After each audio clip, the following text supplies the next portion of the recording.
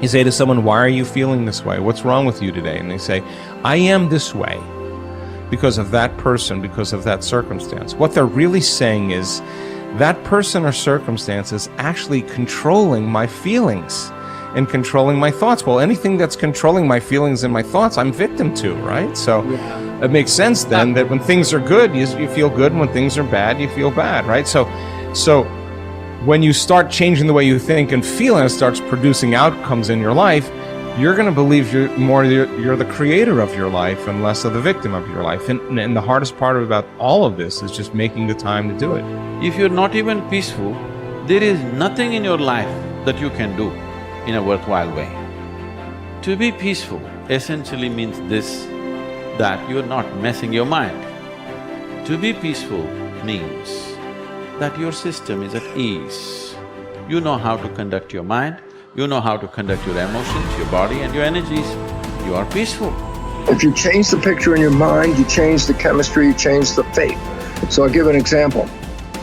If I have a picture of love in my mind, the brain releases complementary chemistry, dopamine, pleasure, oxytocin, bond with your loved one, growth hormone, which does exactly what it says. It enhances your growth, and that's why when people fall in love, the chemistry of the brain going into the blood, the culture medium, enhances vitality. People glow when they fall in love. People are healthy when they fall in love. That's not an accident, it's the chemistry of your culture medium. But now I say, but wait, what if I have a picture of fear? I go, oh, well, love chemistry doesn't come out when fear is in the picture. The brain releases stress hormones and factors that affect the immune system and growth of the system. And I go, oh my goodness. I say, why is it relevant? Changing my thought changes my chemistry. The chemistry adjusts my biology. So if I can control my thoughts, I can control the chemistry, and therefore I control the biology. So all possibilities already exist. You don't have to create the possibility. In fact, all you have to do is become aware that it exists. The moment you do that, you're changing the thought and you're producing a different frequency. Now, if the person is astute enough to feel the frequency of the thought in the quantum and not wait for the experience to happen, but the thought of abundance would produce the feeling of abundance. Tell guilt, shame, the past, I've changed my mind. I'm not living condemned. Listening to the accusing voices, I'm forgiven, I'm redeemed, restored, my future is bright. Tell lack, struggle, not having enough, I've changed my mind. That is not my destiny. I will lend and not borrow. What I touch will prosper and succeed. Abundance, overflow, increase is coming my way. Train your mind. Train your mind not to focus on the problem and make it bigger, but focus on the solution to solve it. Stay positive, stay focused, and most importantly, stay strong. The way we've been using our thoughts are not necessarily productive. As a matter of fact, sometimes our investments of our thoughts are actually counterproductive because our thoughts create a reality that we then have to overcome. So basically it says that we must start to become aware of our thoughts. And why is this important? Because thoughts represent units of energy. Every time you have a thought, you use energy. Why this becomes relevant is, if I give you a checkbook for your bank account, you don't go down the street and just write checks to people like, oh, hey, you're a nice looking guy. Here's $10 for you. And oh, here, little girl, go out and buy yourself a little car. Here's $1,000 for you. And you don't give away your money. Why? Because giving away your money is giving away your life. So basically, you become very frugal when you have a checkbook in your hand. Now, what I'm trying to tell you is this. You have an energy budget in your body. The energy is what keeps you alive. When you start using energy and writing checks where you get no return from your energy, then it's exactly the same as writing checks out of your bank checkbook and giving away your cash. So why this becomes important is the biology of belief reveals how our thoughts create our reality. And if you start investing in thoughts that are counterproductive, thoughts like fear, or what am I going to do, and how am I going to escape this problem, or how's this going to go wrong, and all these other kinds of thoughts that are negative kinds of thoughts, then realize this. You are actually not just using your energy for having these thoughts, But these thoughts are also what come into your reality. What you focus on with your thoughts, your brain will manifest as reality. James from Harvard said, believe and your belief will create the fact. All things are possible if you believe. Well, you know, I studied for a long time. I started to study this book, Think and Grow Rich. And he talks about belief in here. He says, you're not ready for what you want until you believe you can get it. I found that the only two sources of reference we could go to find out anything about ourselves is science and religion. They all say you've got to believe. So I got figured out, how do you believe? How do you change a belief? Interesting subject, because I'm going to tell you something.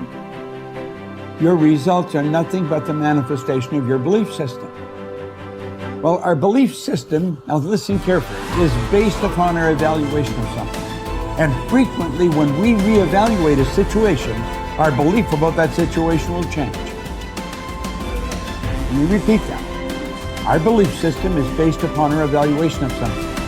Frequently, if we reevaluate a situation, our belief about it will change.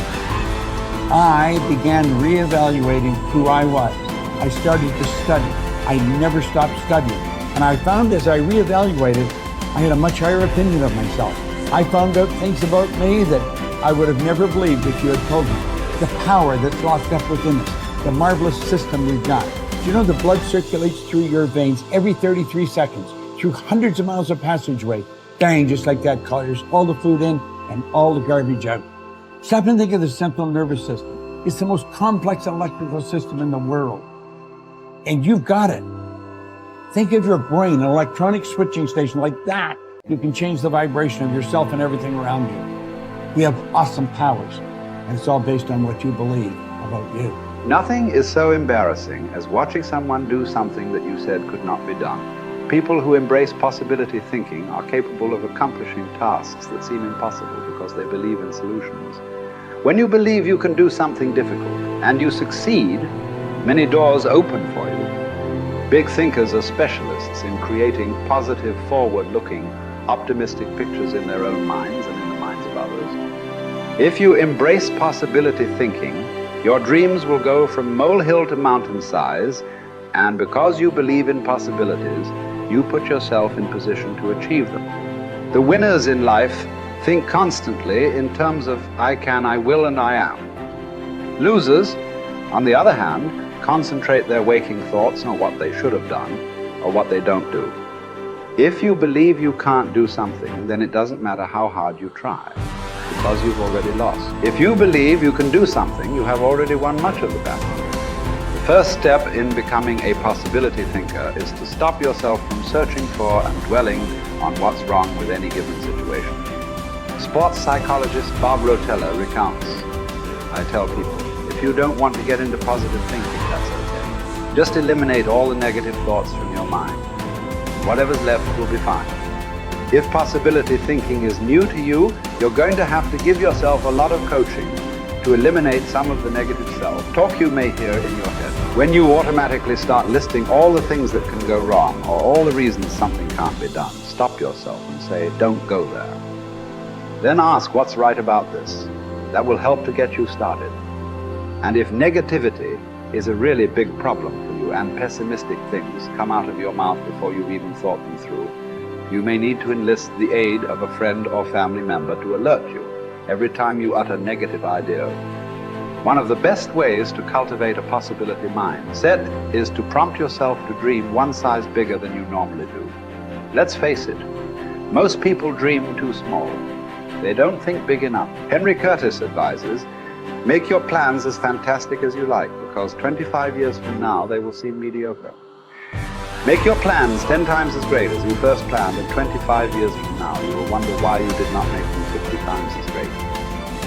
If you push yourself to dream more expansively, to imagine your organization one size bigger, to make your goals at least a step beyond what makes you comfortable, you will be forced to grow. And it will set you up to believe in greater possibilities. Most people want their lives to keep improving, yet they value peace and stability at the same time. People often forget that you can't improve and still stay the same. Growth means change. Change requires challenging the status quo. If you want greater possibilities, you can't settle for what you have now. When you become a possibility thinker, you will face many people who will want you to give up your dreams and embrace the status quo. Achievers refuse to accept the status quo.